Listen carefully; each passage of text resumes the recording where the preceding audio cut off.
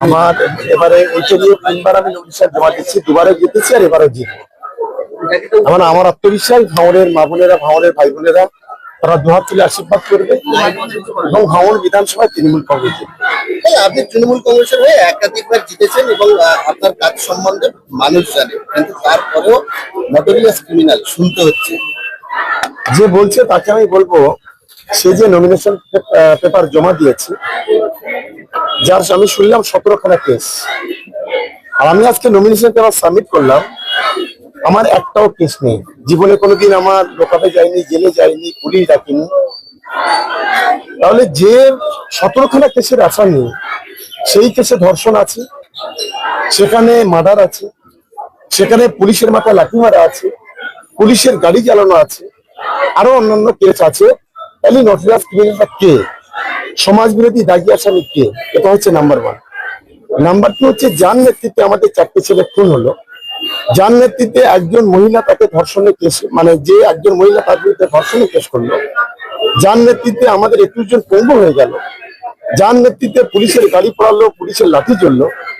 সবচাইতে বড় এই মুহূর্তে বাংলার সবচাইতে বড় সমাজ বিরোধী নটোরিয়াস ক্রিমিনাল দাগী অপরাধী যদি থাকে, সেটা হলো নওশাদ। ভাঙড়ের তৃণমূল নেতা খুন হয়েছে এবং সেই খুনের দায়ভার চাপাচ্ছে তৃণমূলের উপর। এটা ওদের কালচার। আমি বললাম তো, সারা ভারতবর্ষে যদি কোনো মিথ্যার অ্যাওয়ার্ড দেওয়া হয়, সেটা নওশাদকে দেওয়া যেতে পারে। মানে প্রথম ফার্স্ট হবে। ওর মতো মিথ্যাবাদী আর টুপি মাথায় দিয়ে এত ব্ল্যাকমেল করে মানুষকে আমরা জীবনে কখনো দেখিনি।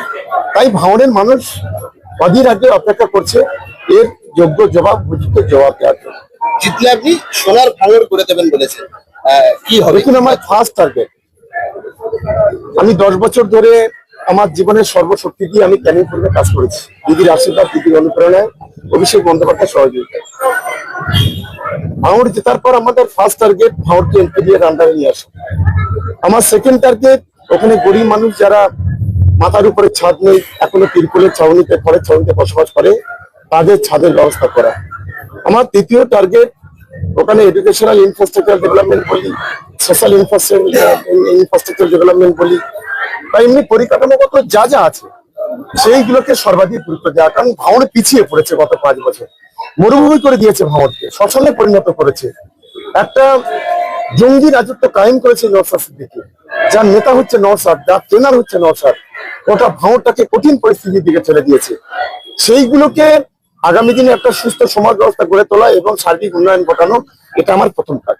ভাঙড়ে যে জলাভূমি একের পর এক ভরাট হয়ে ইলিগাল বিল্ডিং হচ্ছে, ঠিক আছে, এটা সম্পূর্ণ দেখুন, আমরা পুলিশ প্রশাসনকে বারে বারে বলেছি, নিশ্চিতভাবে এ নিয়ে বেশ কয়েকটা কেসও হয়েছে, প্রশাসন ব্যবস্থা নেবে।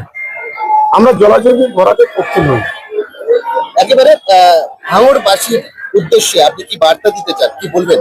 দেখুন, ভাঙড়বাসী আমার পরিবার, আমার মা, বাবা, ভাই, বোন, আমার সন্তান যেমন আছে, তেমনি ভাঙড়বাসী, কেউ আমার মায়ের মতো, কেউ বোনের মতো, কেউ ভাইয়ের মতো, কাকার মতো, জেঠার মতো।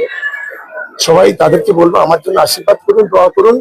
আমি যেন আপনাদের আশীর্বাদ দোয়া নিয়ে আগামী দিনে যেন আপনাদের সেবা করতে পারি, শুধু এইটুকু আমি তাদের কাছে অনুরোধ করব। ভাঙড়ে যেভাবে পুকুর থেকে, বাড়ি থেকে প্রায়শই বোম বন্দুক উদ্ধার হচ্ছে, নির্বাচন কি শান্তিপূর্ণ হবে? মানুষ কি শান্তিতে ভোট দিতে পারবে?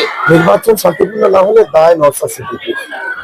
ভাঙড় তৃণমূল কংগ্রেস প্রতিশ্রুতিবদ্ধ শান্তিপূর্ণ ভোট করা।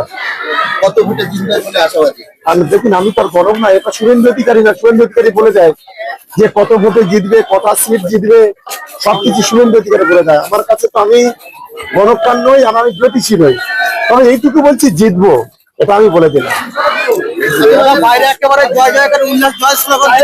এই জয়টা আরো 4 তারিখে জয়ের এই উল্লাসটা আরো বাড়বে। গোটা ভাঙড় জুড়ে এখন জয়ের উল্লাস। ভাঙড় তৃণমূল কংগ্রেসের কর্মীরা শপথ গ্রহণ করেছে যে এই মিথ্যাবাদী অপদার্থটাকে একেবারে ভাঙড় থেকে বিদায় করা, সেই শপথ তারা ইতিমধ্যে নিয়েছে। আপনি বলছেন আপনাকে যারা নটোরিয়াস ক্রিমিনাল আছে তাদের কতটা কেস আছে, মুখ্যমন্ত্রী নিজে আপনাকে বলছেন আপনি বোমা মারবেন, কি বলবেন? শুনুন, মুখ্যমন্ত্রী কি বলেছে আজ থেকে 10 বছর আগে, সেটা সম্পূর্ণ তার বিষয়। একজন অভিভাবিকা মা সন্তানকে কি বলবে, সেই পরিবেশ, সেটাতে খুব বেশি ওদের সময় না দিয়ে নিজের দিকে সময় দিতে। আপনার এখানে কি বলবেন? গুরুত্বপূর্ণ।